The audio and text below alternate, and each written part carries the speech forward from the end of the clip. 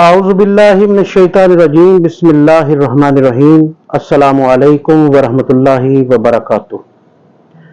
پیارے ناظرین، آپ کا خیر مقدم ہے ہمارے چینل روحانی پیڈیا پر، جہاں ہم آپ کے لیے روزمرہ زندگی کے مسائل کے حل کے لیے مفید اسلامی وظائف اور دعائیں لے کر آتے ہیں۔ آج ہم بات کریں گے رزق میں برکت کے ایک خاص وظیفے کی، جس پر عمل کرنے سے اللہ کے فضل و کرم سے آپ کے رزق کے دروازے کھل جائیں گے۔ یہ وظیفہ بہت ہی آسان ہے اور اس کا اثر اللہ کی رحمت سے فوری محسوس ہوتا ہے۔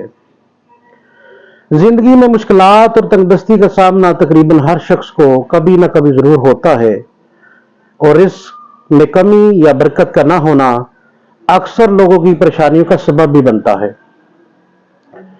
لیکن اللہ تعالیٰ نے ہر مسئلے کا حل بھی فراہم کیا ہوا ہے۔ آج ہم ایک ایسے وظیفے کا طریقہ آپ کو بتائیں گے کہ جس کے ذریعے آپ اپنے رزق میں اضافہ اور برکت کے دروازے آپ پر اپنے اوپر کھول سکتے ہیں انشاءاللہ تعالی۔ وظیفہ کچھ یوں ہے کہ سب سے پہلے 11 مرتبہ درود ابراہیمی پڑھیں۔ اس کے بعد اللہ پاک کے 2 اسماء یا واسیع یا رزاق کو 313 مرتبہ پڑھے۔ یا واسیع اور یا رزاق اللہ تعالیٰ کے صفاتی نام ہیں جو رزق اور فراخی میں برکت کا باعث بنتے ہیں۔ اس کے علاوہ ہر نماز کے بعد 7 مرتبہ اور خصوصاً جمعے کی نماز کے بعد 70 مرتبہ یہ دعا پڑھ لیا کرے۔ دعا یہ ہے: اللہم اکفنی بحلالک عن حرامک واغننی بفضلک عمن سواک۔ انشاءاللہ تعالی اس دعا کے بعد اللہ تعالی رزق میں آپ کے برکت عطا فرمائیں گے، رزق وافر ملے گا انشاءاللہ تعالی۔ یہ وظیفہ 40 دن تک مسلسل کریں۔ اگر کسی وجہ سے ناگاہ ہو جائے تو دوبارہ شروع کریں، اور اس دوران صدقہ و خیرات کا اہتمام بھی خوب کرے، کیونکہ صدقہ انسان کی مشکلات اور تنگ دستی کو دور کرتا ہے۔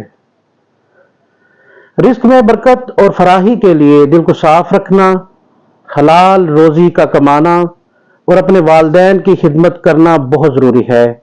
رزق کی برکت کے لیے چند باتیں اہم کردار ادا کرتی ہیں۔ اللہ تعالیٰ نے ہمیں بتا دیا ہے کہ رزق کا راز تقوی اور اللہ کے توکل میں ہے۔ دوستو، اگر آپ کو ہماری ویڈیو پسند آئی ہو تو ہمارے چینل کو سبسکرائب کریں، اور ہماری اس ویڈیو کو صدقہ جاریہ سمجھ کر زیادہ سے زیادہ شیئر اور لائک ضرور کریں۔ اللہ تعالی ہم سب کے رزق میں فراخی عطا فرمائے اور ہم سب کی تنگ دستی کو دور فرمائے، اور اللہ تعالی ہم سب کی دعاؤں کو قبول فرمائے۔ اللہ آپ کا حامی ناصر ہو۔ السلام علیکم ورحمۃ اللہ وبرکاتہ۔